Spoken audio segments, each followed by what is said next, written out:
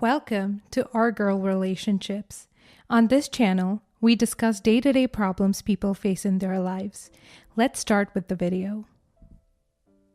My sister is one of those extremely secretive people who people think have extremely interesting lives and are probably gang members that kill people during the night. She just gives off the vibe of someone that holds secrets, not for the sake of keeping them, but because they were too dangerous for other people to know. For the most part, I knew all of her secrets because I was the only exception to that rule, and I was always capable of seeing through her facade and telling when she was lying or keeping information to herself. My young mind enjoyed being the subject of an exception to an extent that made our relationship the strongest it could be, at least considering the circumstances. My mother passed away when I was roughly about 7 years old, and my dad has been struggling to manage 2 daughters with no experience handling girls as hard as he could. But he seems to be failing miserably as his relationship with both of us was in pathetic conditions. He wasn't a very good communicator, and he didn't acknowledge the existence of feelings and emotions, and always ran around hustling his work and shuffling his business ideas and projects instead of spending time with me and my sister and trying to get to know us, sender preferences, and possibly bond with us over them. We never really blamed him, nor did we care to look at him and feel sad about the fact that our relationship with him wasn't so good. Because we always had each other, or so I thought. The relationship between me and my sister was perfect enough to make her dad jealous of us, was evidently crumbling as I neared my 13th birthday. I was starting to notice the fake, untruthful facade my sister likes to serve other people was being used on me. Every time I would ask her what she was keeping from me or why she was lying to me, she would avoid the subject altogether or remain silent until I got tired and dropped the topic. Being as young as I was, and even though I was mature for my age, I know with no means no, and I stopped asking after a while. Only now, I wish I never had stopped and persisted until she either punched a hole through the wall using my body or told me the truth flat out. One day, I was expecting her to pick me up from school after a basketball game. It came to my surprise when my very punctual sister was 30 minutes late and then an hour, and then before I knew where I was pacing back and forth in front of the school at 8 p.m., waiting for my sister who had no plans of actually coming to get me. I walked back home shivering in the cold and terrified of the dark, ready to punch her in the face the moment my Iceland hit her for letting me wait in the rain so heartlessly. I got back home and screamed at her, name all the hallway, hoping she would rush downstairs, thirsty for an argument, so I could let out all the pent-up rage I had accumulated on my shameless walk of shame home. When I got no response from her nor my dad, I was starting to get concerned and thought that maybe something had kept them out or got them busy. My dad came home around 10 p.m., which is the time he usually gets back from work. My sister was nowhere to be found. The worst part was that my dad seemed to be bothered by the fact that his eldest daughter, who was barely in 19 and who was seemingly missing. She was supposed to pick me up and she didn't. He hadn't a clue where she might be, and her phone was turned off or out of service. Even my stupid, naive brain could put 2 and 2 together and induce myself with ungodly amounts of stress and anxiety. Here, my dad was chillaxed, unbothered, with zero visible stress or concern. The following day and the days that came after work filled with the same attitude, me being stressed beyond what human words could express, and my father being calm and collected and careless to the situation. I was barely 13 years old, and I could acknowledge that my sister could be somewhere out there ripped to pieces and dumped in a ditch, in a place where nobody could come across her or declare her body. I asked all of her friends I knew of hers at school if they knew where she was. I talked to her boyfriend and even went to the extent of asking her teachers if she had attended school the very last day I saw her. I even went to the police officers and told them that my sister was missing, but because my dad hadn't filed a complaint and she was a legal adult, they told me it was probably a problem between the two of them and she ran away, but she'd come back soon enough. They were obviously wrong because I spent the following few years crying myself to sleep, thinking my sister was dead and watching as my father went about living his life normally. I even started to question whether he was involved in her being missing, and it was certain of the fact that he knew where she was. If she had actually gone missing, the bare minimum that he would do was stress out every once in a while or not ignore me when I mentioned her name. Fast forward 10 years later. My father came into my room as I was packing my belongings to move out and informed me that I had a surprise waiting for me downstairs. I thought it was one of those moments in my life where he would either give me a car or the keys to an apartment or something I would never forget. It was something unforgettable. It was also something I wish I could forget. Downstairs, read for me my sister, that had aged relatively well, and a child that stood beside her, roughly reaching her waist. I'm pretty sure my reaction to her was priceless, as I looked her straight in the eyes and walked out the door, and she was just as surprised as I was. As I walked around the block in circles, I thought to myself that maybe the reason she left all of those years ago was because she had gotten herself pregnant and felt too embarrassed or humiliated to come forth with her truth. That ended up being the case, and my father explained to me that he was aware of her whereabouts all those years ago, that he insisted on letting me cry myself to sleep instead of at least telling me that she was all right or not dead, that he had left my 13, 14-year-old sister run around the city from police station to the other begging to help me find my sister instead of shoving me into a corner and telling me to stop because she was all right. For some reason or the other, her pregnancy seemed like something she couldn't share with me, even if it meant the world would end, something she specifically requested that my dad doesn't tell me unless he wants to never see her or her child again. For some reason, they both thought that drowning me in a world in which my mother was dead and the sister that I loved most was missing and possibly dead as well was the best idea their both ingenious selves could think of. Needless to say, I didn't go back home until I was certain neither of them would be there, fetched my things and left without any intention of speaking to either one of them again. I was invited to my cousin's engagement party, in which she promised me that neither one of them was invited. Only when I got there, I realized that there was no engagement party and that it was all a hoax to get me to sit down in the same room as my sister and father and solve a problem that they created, but left me to handle the consequences.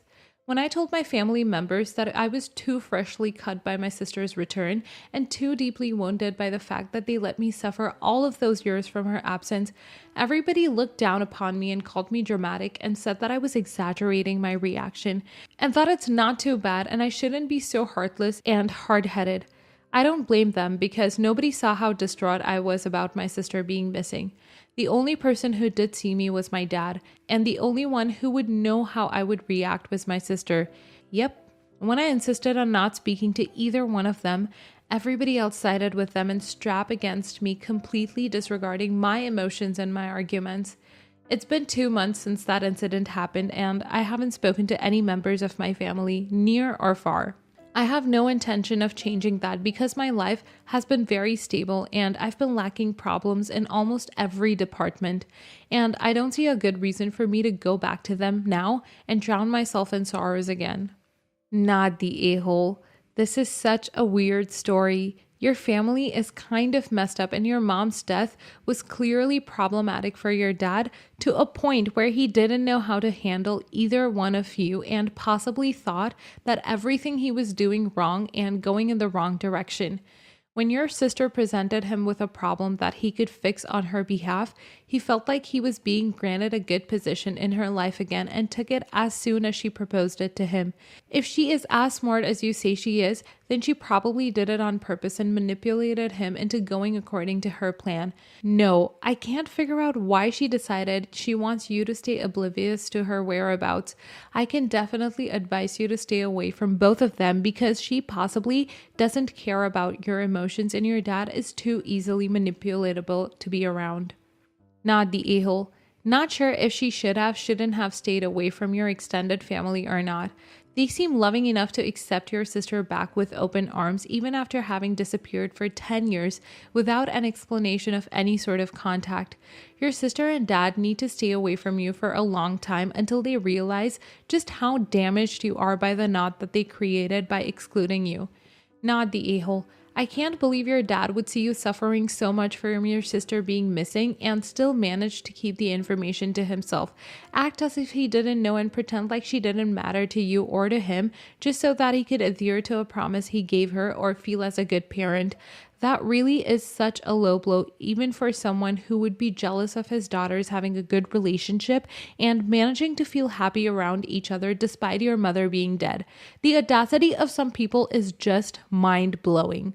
This goes to show that being blood related to someone doesn't mean they will always do what's best for you and won't always care to preserve your emotions. Next story. Christmas Eve, my wife Sarah and I hosted my mother-in-law Jane and father-in-law Robert. Sarah and I are in our 40s and the in-laws are near 70. Every time we have them over, I have to remind Robert not to feed our dog table scraps. We don't want to promote begging. We are trying to keep her weight healthy and the dog has some allergies which requires expensive shots. Each time I have to remind Robert not to feed the dog from the table, he laughs and stops. Christmas Eve, I caught him again. I ask him like usual. He laughs. Some 20 minutes later, I see him sneak a piece of chicken off his plate. We do not feed the dog chicken at all because we think that is one of her allergy triggers. I told him again. I explain about the allergies and he plays dumb with a smirk on his face. I'm not happy. I leave to help my Sarah in the kitchen clean up and I look over and he effing does it again. Don't know what he gave her. At this point, I'm seeing red. How dare you come into my house and continually disrespect me? It's not like it's just me. Sarah has gone through this previously on other nights we hosted. I simply walked over to the table and said, I guess that concludes Christmas Eve. Have a good night. Everyone's jaw hit the floor. We hadn't done presents yet or desserts, yada yada yada. I explained that I told him twice tonight. I feel disrespected multiple times. Sarah is mad at me because I made that decision without talking to her. I admit, I was an a-hole, but I have seen her mom and stepdad walk all over her before, and we had discussed this very dog feeding issue after previous dinners. She doesn't stand up to them, and it's always next time. I also have to admit, it isn't just a dog feeding issue. I had to hear this out-of-touch man talk about an outdated view of the world. Poor people should just get better jobs, and a bunch of quasi-racist comments. I told Jane she could stay, but she wasn't going to take sides against her husband, and they drove together. When I saw it was 3 against 1, I just retired for the night. Sarah didn't talk to me until Christmas morning. I had embarrassed her in front of her family. I should have kept the peace until another time. He's an old man and forgets. Also, her brother and sister-in-law allow their dogs to get scraps. I stopped her and told her. I reminded him twice that night about the smirk and how he waited for the 3rd time for my back to be turned. I also told her how awful it is to have dinner at her brother's house because their giant dogs have their head in your lap, slobbering on you. It's gross. She understood better, but still thought I should have consulted with her and waited until it wasn't a holiday. Since they had plans with us, they would have nowhere to go. It wasn't a big deal and I went nuclear. Not the a-hole. I do think you should have consulted your wife first, but putting your beloved dog at risk and not respecting you or your house is not acceptable. Do not let internet opinions get to your head. Keep a cool mind and think things rationally and try to see everyone's perspective, be they right or wrong. Good luck. Not the a-hole. You admitted that you're the a-hole for doing what you did, but in the general whole of the story, not the a-hole. As a dog owner, I get this. How many times do you have to constantly ask someone not to feed your dog? Several times over several dinners, yeah? Someone needs to put their foot down. My dog won't come to the table unless someone is offering him something. If they're coming over to my house, they're agreeing to follow the house rules. I'm surprised your wife isn't concerned with the well-being of her dog and lets her dad do what he does. She should have stuck up for you in that regard. Yeah, you should have said something before you spoke up, but she should have also realized that her dad was potentially hurting her pet. Not the a-hole. I mean, what you did wasn't amazing, but I don't think it was truly a-hole behavior. He was doing it on purpose. He knowingly and willfully disrespected you and put your dog in danger. He's a huge a-hole, but you really should have either talked it over first or issued the ultimatum before pulling the trigger. Also, why didn't you just take your dog away from him? Put the dog behind a closed door and say enough is enough. It might feel like punishing the dog, but ultimately you would be protecting them. Next story. I, 32 female, had a baby 8 weeks ago, and since then, my mother-in-law has had a habit of popping by without calling first. I have anxiety at the best of times, but it's a bit worse right now, and when she comes over, particularly when my husband is at work and not there to mediate, I find her constant stream of advice and thinly veiled criticism. Example, looking intently at the floor while saying, "You must not have a vacuum cleaner. I'll bring one next time I'm over." To be just too much to handle. Both my husband and I have asked that she call before coming over, but she brushes it off, saying that the family shouldn't have to call. Last week, I was having a rough day and was tired, as the baby had been up at night more than usual. I looked out the bedroom window to see my mother-in-law walking through the front gate and honestly wanted to cry. I'm not proud of it, but I sat on the floor of the bedroom ignoring the doorbell until she went away. I felt really bad because she doesn't drive and I knew it would have taken her a 20-minute bus ride to get to our house, just to have to turn around and go back. Apparently, she called my husband at work to let him know that she tried to visit me because he called home to see if everything was okay. And I told him she must have come while I was out with the baby for a walk because I didn't want to admit that I had hidden from his mother. That evening, when he got home, he noticed that the baby's stroller was in the corner with the diaper bag in it, as he'd left it the previous day. So he figured out I hadn't taken the baby for a walk after all. I admitted that I hadn't answered the door for his mom, even though I was home, and he said he knows that she can be difficult, but it was still an a-hole move to make her spend 40 minutes on transit to not even see me or her grandchild. He brought it up a couple times over the holidays, just to me, he didn't tell her, and now I feel like maybe I did something really awful. Edit. I know this isn't an advice sub, but regardless, the comments and messages I've received have been lovely and have really helped a lot. So thank you so much.